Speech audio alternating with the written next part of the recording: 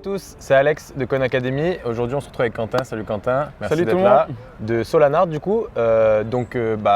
Très clairement pour commencer les choses, si tu peux nous présenter Solanart pour ceux qui ne connaissent pas, même si j'imagine que la majorité de notre communauté connaîtra Solanart quand même, mais donc présenter Solanart et ce que tu y fais. Ouais, alors bonjour à tous, merci de m'avoir invité. Alors Solanart, c'est la première marketplace à NFT qui a été créée sur Solana. Donc on l'a créée l'année dernière en juillet à peu près. Et voilà, donc en fait on est une marketplace à NFT pour échanger ces NFT en Solana en particulier. Ok, Voilà. et du coup quel est ton rôle toi dans cette marketplace? Alors moi je suis un des cofondateurs, on était plusieurs cofondateurs au début.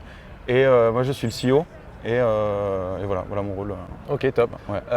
Du coup, pour ceux qui connaissent Solanart, ils ont vu et vécu ces débuts potentiellement.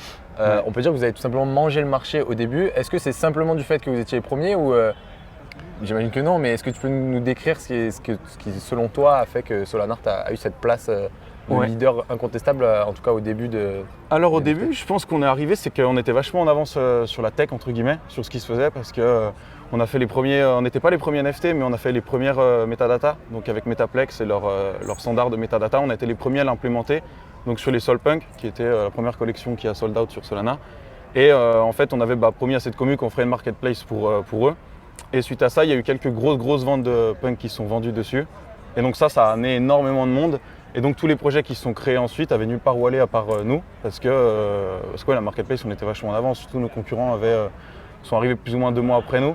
Donc entre temps, on a pu prendre une énorme partie du marché. Et en fait, c'est resté avec nous tout le long. Et petit à petit, en fait, on a grossi comme ça, quoi. Après, ça a été effectivement très rapide, dans le sens où on est passé de 10 utilisateurs par jour le jour du lancement à 1 mois et demi, on était à 1 million d'utilisateurs par jour à peu près.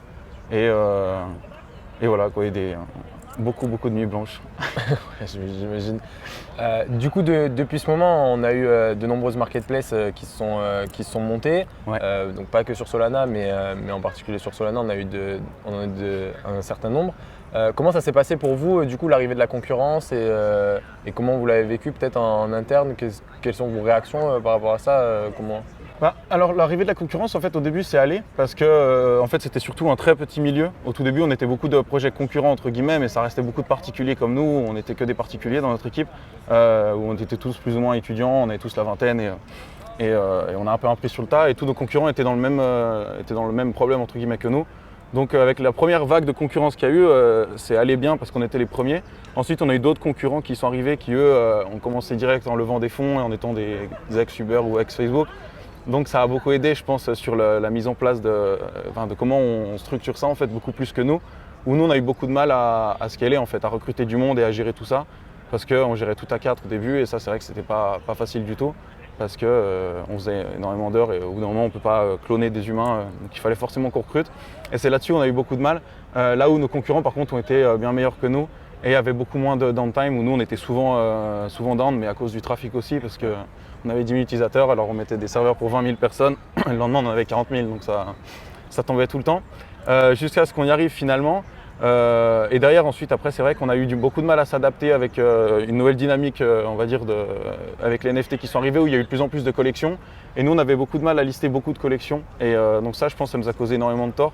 Parce que là où nos concurrents, eux, listaient tout ce qui sortait. Et donc forcément, quand il y a 2000 collections listées chez un concurrent contre nous, qui en avions, je sais pas, 300, 400 à l'époque, forcément, on attire beaucoup plus de foule avec toutes les collections listées à un seul endroit, plutôt que seulement un endroit où c'est vachement plus filtré comme nous. Mais c'était même pas vraiment notre vœu de tout filtrer, mais techniquement on n'avait pas le choix parce que c'était comme ça que nos process fonctionnaient. Et c'est ensuite après qu'on a évolué, mais c'était déjà un peu tard et on s'était déjà bien fait prendre une grosse partie du market share qu'on avait, quoi, en fait. Donc, Ok. voilà. Et du coup, on a eu ce bear market du coup, qui est arrivé forcément aussi sur les NFT, donc pas que sur les cryptos. On a eu une baisse de l'intérêt des NFT et finalement, c'est peut-être dans ces moments-là que vous avez encore plus progressé ou en tout cas peut-être mis les bouchées doubles sur les nouveautés, sur le boulot. Comment vous avez du coup vécu cette période un peu des intérêts du marché NFT un peu plus récente de votre côté? Alors en fait, déjà les NFT c'est assez spécial parce qu'on n'a pas réellement de recul dessus. Par exemple, toutes les crypto-monnaies, on sait que c'est par cycle, par exemple, qui sont souvent drivées par le Bitcoin.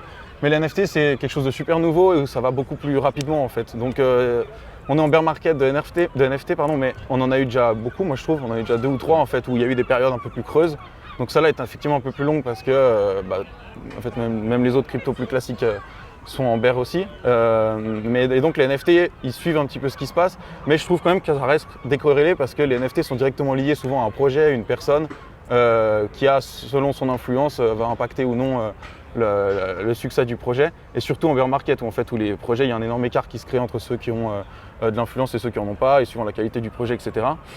Et donc en fait, c'est sur ça qu'il faut s'appuyer, essayer d'aller quand même réussir à trouver des projets qui vont attirer les gens, même si c'est pas forcément facile parce qu'il y a peu de gens qui veulent investir justement à cause de cette baisse constante qu'il y a. Même si d'autres justement ils se mettent à investir parce que c'est beaucoup moins cher et pensent que ça va remonter. Et donc c'est sur ça qu'il faut appuyer. Et après oui, effectivement on a beaucoup progressé je pense sur cette année où on a pu voir un petit peu comment ça se passait exactement parce qu'on est parti d'un projet entre potes, plus ou moins à quelque chose de beaucoup plus gros, qui n'était pas forcément prévu. Maintenant, on est beaucoup plus structuré, on a pu recruter du monde, et donc ça, effectivement, ça nous aide beaucoup. Et ouais, on continue toujours à bosser comme des dingues dessus, et non, là-dessus, sur ça, il n'y a pas de problème, quoi. Donc là-dessus, on a pu apprendre, clairement, ouais. Ouais, c'est cool. On voyait récemment une genre de méta qui a un peu évolué, parce que les NFT, comme tu disais, c'est très récent, on a un peu de recul, donc ça évolue constamment, et le marché a l'air de se déplacer un peu en groupe sur ce genre de choses. Et du coup, on a vu récemment donc, la méta des zéro royalties et même du zéro frais sur les marketplaces. Donc, on a de nombreuses marketplaces maintenant qui font des royalties optionnelles, mais forcément, ça devient du zéro royalties et du zéro frais. Comment vous fonctionnez là-dedans et comment on se monétise quand même? Comment on génère quand même des revenus quand on n'a plus de frais de marketplace, de transactions et non plus de royalties? Comment ça se passe du coup de votre côté sur ce point-là? Alors en fait, les royalties, c'était une question qui s'est longtemps posée, en fait, où nous-mêmes on était au courant de toute façon que ce problème viendra un jour, parce qu'en tant que développeur, on voit qu'elles ne sont pas enforcées dans les programmes ou les contrats, donc on sait que si on ne veut pas les payer, on peut. Donc, on peut ne pas les payer. Donc, mais jusqu'à maintenant, ça avait toujours été respecté. Ensuite, il y a une marketplace qui a fait le premier move de bouger sans royalties, qui a commencé à prendre une énorme partie du marché, mais tout en gardant des fees quand même sur sa marketplace, des frais de vente et pas de royalties. Et nous, on a décidé du coup de faire ce même move parce que de toute façon, en connaissant beaucoup de nos concurrents, justement en discutant avec eux, on savait plus ou moins que de toute façon tout le monde allait finir par faire ce move. Donc on l'a fait aussi, à la différence que nous, on laissait choisir on laissait choisir les gens s'ils voulaient payer des royalties, mais aussi nos frais à nous. Donc on n'amputait pas que le créateur, on s'amputait nous aussi quelque part. Ça après, c'est plus personnel. C'est d'une part parce que pour les royalties, je ne pense pas forcément que ce soit le moyen le plus utile pour les collections de générer des revenus. Je pense qu'il y a tellement d'autres moyens avec d'autres tools à faire qui existent déjà ou qui sont à créer pour créer un attrait et créer une source de revenus directement en travaillant directement sur la source plutôt que prendre de l'argent aux nouveaux entrants qui payent déjà le prix du NFT plus encore des royalties alors que rien que le NFT en tant que tel devrait déjà être suffisant sans avoir à payer des royalties. Et le mint, surtout l'argent du mint, en théorie, sauf à quelques exceptions, par exemple pour les œuvres 101, les œuvres uniques, on va dire. Et les free mint, tout là, par exemple, c'est plus compliqué, c'est plus différent. Mais pour la majorité des cas, ils ont levé suffisamment d'argent où de mon point de vue, oui, ça peut suffire clairement à contribuer au projet et le temps de développer des tools qui, eux, rapporteront de l'argent. Et pour ce qui est des marketplaces, la décision de passer à des frais, à zéro frais, en fait, en laissant le choix à l'utilisateur, c'est surtout parce que quand on a créé Solanart, on était donc à 3%, mais le volume des NFT, il était ridicule par rapport à maintenant, où au top du marché NFT, de la bulle entre guillemets peut-être qu'il y a pu avoir là-dessus, ça faisait plus de volume que toutes les marketplaces réunies faisaient autant de volume que Binance par exemple, qui eux ont des frais de 0,1% peut-être ou peut-être moins, suivant comment, peu importe, mais bref, c'est plus ou moins autour de 0,1% en général sur toutes les marketplaces, voire moins, avec un volume qui est de plusieurs centaines de millions de dollars par jour. Et pareil pour les marketplaces, sauf qu'elles prennent 3%. Donc à un moment, je ne pense pas que c'est une méta qui va durer, de prendre 3% sur une vente ou sur un trade. Ce n'est pas quelque chose qui durera dans le temps.